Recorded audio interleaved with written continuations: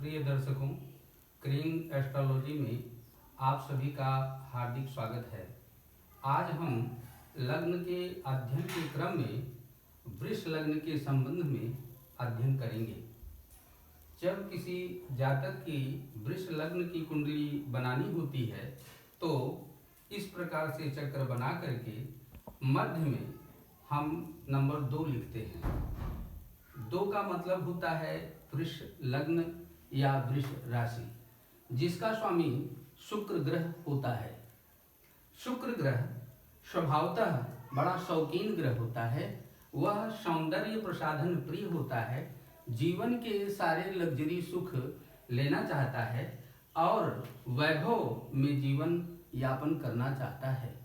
यदि वृष लग्न का स्वामी शुक्र अपनी ही राशि पर बैठा हो तो वह लग्न अत्यधिक बलवान हो जाती है और उसके जीवन में सारे भौतिक सुख प्राप्त हो जाते हैं।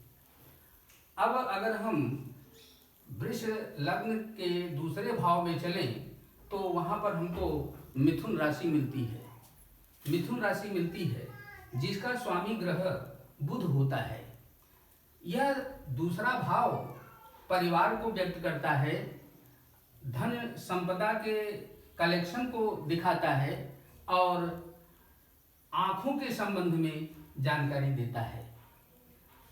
अगर मिथुन राशि का स्वामी बुध इसी भाव में बैठा हो, अपनी ही घर में बैठा हो, तो उसके घर में पैसों का बैंक बैलेंस और सुख सुविधाएं, धन का कलेक्शन प्रचुर मात्रा में होता है। और यदि हम तीसरे भाव में चलें तो तीसरा भाव कर्क राशि को बताता है। कर्क राशि का स्वामी चंद्रमा ग्रह होता है। यह भाई और बहनों के तथा पराक्रम या साहस को व्यक्त करता है। इसी प्रकार से अगर इस भाव का स्वामी, इस राशि का स्वामी चंद्रमा इस घर में हो तो भाई बहनों की संख्या पर्याप्त मात्रा में होती है और उसका पराक्रम बढ़ा चढ़ा होता है।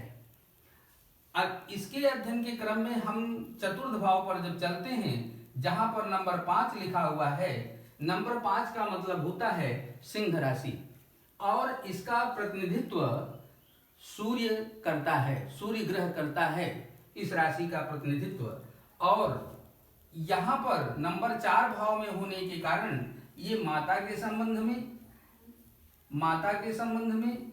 भूमि के संबंध में, भवन के संबंध में तथा वाहन के संबंध में जानकारी प्रदान करता है। यदि इसका स्वामी ग्रह सूर्य इसी भाव में बैठा हो तो जिस जातक की यह कुंडली होती है उसको सारी चीजें, नंबर 4 से संबंधित सारी चीजें बड़ी आसानी से प्राप्त हो जाती हैं यदि किसी क्रूर ग्रह की दृष्टि न हो तो।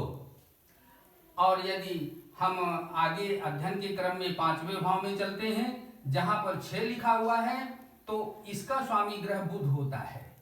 अगर इसका स्वामी ग्रह बुध अपने ही घर में बैठा हुआ है तो उस जातक भी साग्र होती है, उसको जीवन में संतान सुख भरपूर मिलता है और इस तरह से वह अपने जीवन में सुखी रहता है। और यदि हम कुंडली के अध्ययन के क्रम में आगे बढ़ें तो जहां पर नंबर 7 लिखा हुआ है, यह खष्टम भाव होता है। खष्टम भाव जो है यह नौकरी के संबंध में, नौकर चाकर के संबंध में और अपने मामा के संबंध में ये जानकारी देता है। और यदि इस ग्रह का स्वामी शुक्र इसी घर में बैठा हुआ है तो यह सब सारी चीजें उसे बड़ी सरलता से प्राप्त हो जाती है। इसी प्रकार हम इस कुंडली के अध्ययन के क्रम में जब हम सप्तम भाव में पहुंचते हैं, जहां पर नंबर 8 लिखा हुआ है, जिसका स्वामी ग्रह मंगल होता है। अगर मंगल या अपने ही घर में बैठा हुआ है तो उस जातक को वैवाहिक सुख पूर्ण रूप से मिलता है और जीवन में, व्यापार में वह उन्नति करता है। इसी कुंडली के अध्ययन के क्रम में जब हम आगे 9 नंबर पर चलते हैं, जो कि अष्टम भाव का प्रतिनिधित्व कर रहा है। 9 नंबर का स्वामी ग्रह बृहस्पति होता है, जिसको हम गुरु कहते हैं। ये आयु तथा मृत्यु तथा ससुराल पक्ष से कितना धन प्राप्त होगा या कोई धन ऐसी संपदा प्राप्त होगी अचानक, जिससे व्यक्ति जीवन में धन का अभाव महसूस नहीं करेगा। इसी कुंडली के अध्ययन के क्रम में जब हम आगे बढ़ते हैं, जहां पर नंबर 10 लिखा हुआ है, यह धर्म भाव है, 9वां भाव है कुंडली का। यह धर्म के संबंध में, भाग्य के संबंध में जानकारी प्रदान करता है। इस भाव का स्वामी अगर इसी भाव में बैठा हुआ है, यानी कि नंबर 10 लिखा हुआ है, जिसका मतलब होता है मकर राशि। मकर राशि का स्वामी ग्रह शनि होता है। अगर शनि अपने ही घर में बैठा हुआ है तो यह आप समझ लीजिए कि व्यक्ति बहुत ही भाग्यशाली होता है तथा उसका धर्म भी बहुत अच्छा होता है। और इस प्रकार से कुंडली के अध्ययन के क्रम में हम आगे बढ़ते हुए नंबर 10वें भाव पर पहुंचते हैं, जहां पर 11 लिखा हुआ है। इसका भी स्वामी ग्रह शनि होता है और शनि यदि अपने घर में बैठा हुआ है तो वह अपने घर को सुदृढ़ और मजबूत बनाता है तथा व्यक्ति अपने कार्य क्षेत्र में बड़े लगन से कार्य करता है तथा अपने लक्ष्य को प्राप्त करता रहता है। कुंडली के अध्ययन के क्रम में हम 11वें भाव में चलते हैं, जहां पर नंबर 12 लिखा हुआ है, जिसका स्वामी ग्रह गुरु होता है, यानी बृहस्पति होता है। इसे हम आय भाव कहते हैं। इससे किसी व्यक्ति के जीवन में कितनी आमदनी होगी, किस माध्यम से होगी, उसकी जानकारी प्राप्त होती है। यदि इस भाव का स्वामी ग्रह गुरु अपने ही भाव में बैठा हुआ है तो उसके आय का स्रोत अच्छा होता है और वह अपने जीवन में धन से सुखी रहता है। कुंडली के अध्ययन के क्रम में हम 12वें भाव, जहां पर नंबर 1 लिखा हुआ है, इसका स्वामी ग्रह मंगल होता है। मंगल ग्रह इस भाव का प्रतिनिधित्व करता है।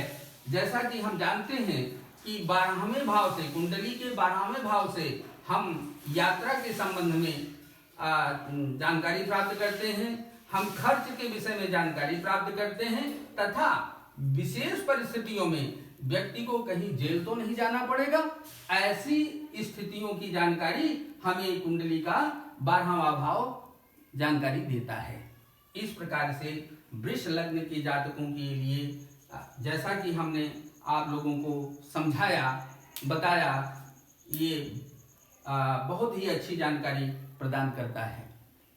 दर्शकों, अगले वीडियो में हम आप सभी को मिथुन लग्न से संबंधित बातों की जानकारी देंगे तथा उसका अध्ययन करेंगे।